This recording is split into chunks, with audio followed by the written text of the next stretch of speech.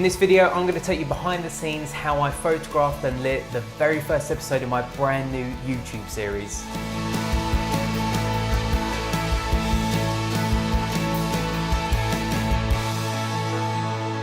Hey everyone, my name is Reynolds. Welcome back to the channel. So if you haven't yet seen the very first episode of my new YouTube series, then just click the card up there and that will take you to the very first episode if you haven't already seen it. But before I break down all the technical details of how we shot and lit this video, I just want to explain to you why I even did this. When I go traveling especially, and also when I'm back here at home when I'm doing a portrait, I like to, in the caption, I like to give you guys their name, their age, what they're about, what struggles are they going through right now. I believe it just adds so much more value and context to the image and makes you appreciate it even more when you know the background of my subjects. And when I came to do this photo shoot, I thought it's not enough for me to tell it. I think you need to hear it directly from Holly.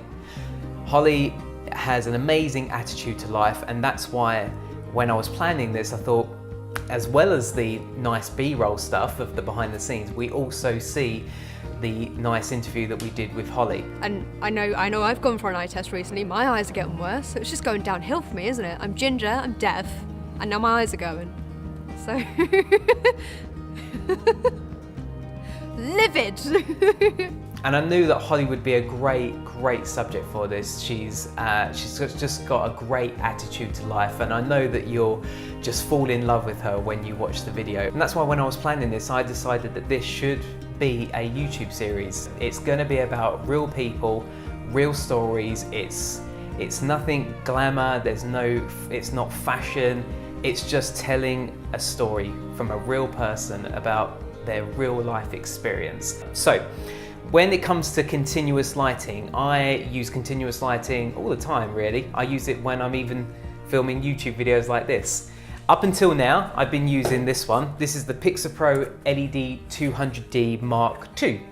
I've used this for years now. I've used it on a bunch of behind the scenes videos in the past. I even used it in the same location that we shot Holly a couple of years ago when I filmed my best friend Jamie Johnson. And you can make your heart feel something that it won't, and teary in the dark. Absolutely great light. I've used it for years, but for this shoot, we didn't actually use this. We used a brand new light. We used the LED200B MKIII. So that was the Mark II. This one is the Mark III.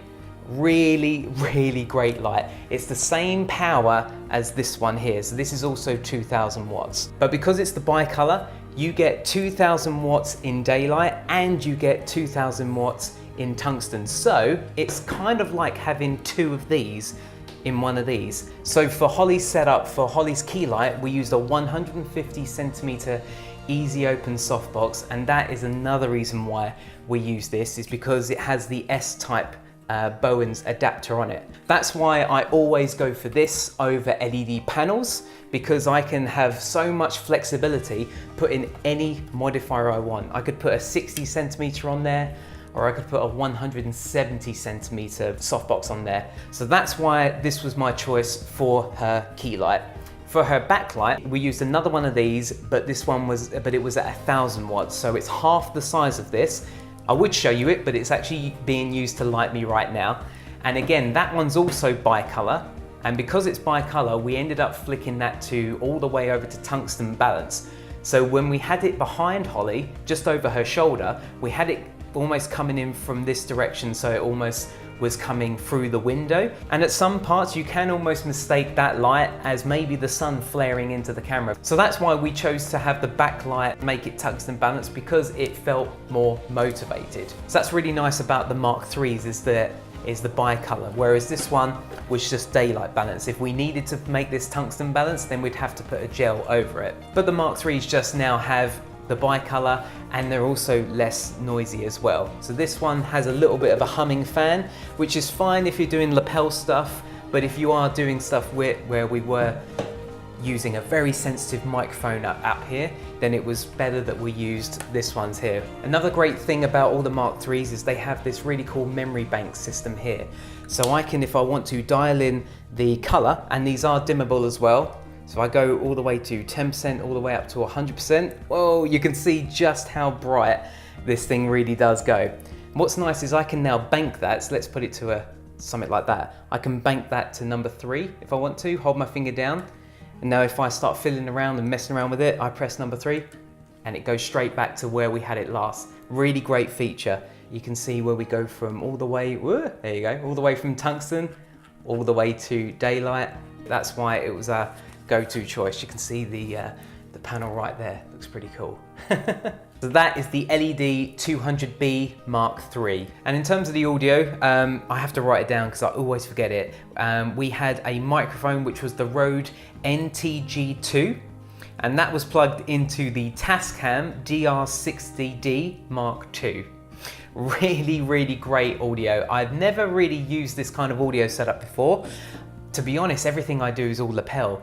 And if you look closely, we did actually put a lapel on Holly because I had envisioned merging the two audios together, or at the very least, it was a backup. And that's always a good tip. Always have a backup audio, because if that goes, you've literally lost it, because it's surprising how important audio really is to your videos. You can get away with bad video, but you can't get away with bad audio, if that makes sense. And the Rode NTG2 was just perfect. It was a little shotgun mic that we put inside a blimp, I think Mike called it. You don't really hear too much of the ambient noise in and around, but the sound quality was just so much better than this lapel mic that I usually use. So really pleased that we used that setup. If I had to give anyone advice, really, it would just be don't give up. Because, you know, it can be really, really hard. If you're deaf and you're trying to find just a normal 9-to-5 job, it's hard, but you can do it. You can absolutely do it. You can do anything you want, and no one should tell you you can't, because you're much stronger than that. And I heard a quote recently, I think I told you the other week, it was at the Golden Globes, and he said, believe in yourself because other people do. Now, our main camera was a 5D Mark IV. The reason we chose that was because we wanted to have that continuous autofocus that the Mark IV has. That was placed on top of a Rhino slider, which is a motorized slider which just goes from left to right in a time that you can specify. It's up to you. I think we ended up having it like taking 25 seconds or something to go from literally A to B, so nice and slow movements. Even in post-production, I added a slight zoom, so I scaled the shot in very slightly. So again, that just adds a little bit more movement to the shot. Our B camera was Mike's Sony FS5, and that was on sticks. That was on his Miller tripod.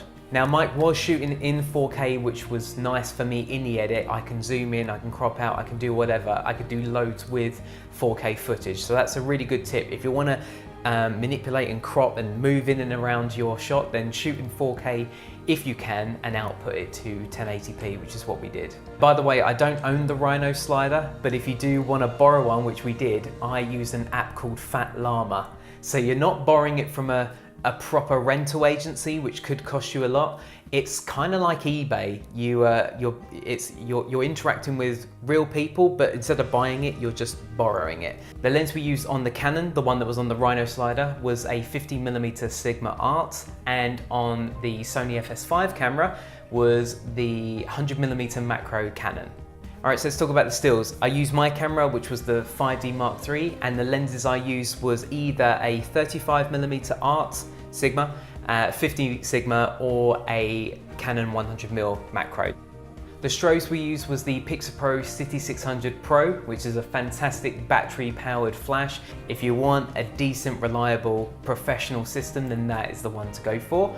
The backlights used was the PIKA200, and quite often I like to backlight with a beauty dish, and I like to put a half CTO gel in there as well. We used a gravity background, which was a mid-grey background on some Pixapro C stands. And the fill light I used was the Ricoh 400 ring flash. It's my go-to ring flash, Mr. Phil, as you know I like to call it. It's my get out of jail if I want to fill in any shadows. It's attached to my camera, so I don't need to put another light stand, another light, and another modifier on. And then later on in the shoot, we used the beauty dish as our key light. This time I put the grid and the sock on at the same time. This is one of my favorite go-tos when I'm using a beauty dish. when you have the grid and the sock on, it means that the light quality isn't too spread out and it's not too focused and gives it that harsh circle in the background. So it just kind of feathers it out slightly, but still gives you a nice and natural, almost vignette effect because it's not too spread out. So that is my go-to. If you've never tried that, maybe give that a go for your next personal project using the beauty dish with the grid and the sock on at the same time. Oh, the other camera I didn't mention was the this one right here. I used the Hasselblad 500cm for my favorite photograph that I took from that shoot. So this is the 150mm lens. It's also got a 16mm extension tube here, which allows me just to focus a little bit closer in. It was the first time I had ever attached my ring flash to this Hasselblad camera, and I'm really pleased with the result. I did actually end up breaking the cheap plastic lens hood though, because it didn't quite fit properly, so I'll need to modify that somehow. But the film I used was Tri-X 400 film in this. That's my go-to film. I love that. So if you want to get into medium format or just 35mm, I would go for that as the black and white option. It's a beautiful, beautiful film. The only problem with 120 film is you only have 12 shots in the can. Unlike 35mm where you have maybe 36 shots, with this you only have 12 shots and that's it. I only used 2 rolls of film and I actually messed one of them up when I was trying to take it out. So I only had 12 shots to pick and I picked my favorite 2 which are featured in the video. And what I love most about this video is the message of, well, for me, photography is the connection you can make with people. And at the end of the video, I gave Holly a nice big hug, and it was just really nice to connect with another human being, especially when I can do it holding a camera in my hand. And because of these personal projects I'm doing, I'm going to look back on a very proud and creatively fulfilling career. So if you want to get out of your comfort zone, try something that isn't for yourself. Get out of your own head. Don't do it for you. Stop thinking you. How can you make you look better? How can I make my business look better? How can I make more money? Instead, try doing a good deed with your camera. Use your skill to better someone else's life, or just to give a message to the world. And I promise you, you will never feel more creatively fulfilled than when you're using your skill to help someone else out. So give that a go. That'll be your assignment for this month. Don't worry about contacting modeling agencies. Just try photographing your mum or your dad or your nan as a starting point and tell their story. I hope you enjoyed this video. If you liked it, then please make sure you hit the like or share button, or subscribe if you're watching this on YouTube. And as always, I will see you again next time. Cheers guys, bye-bye.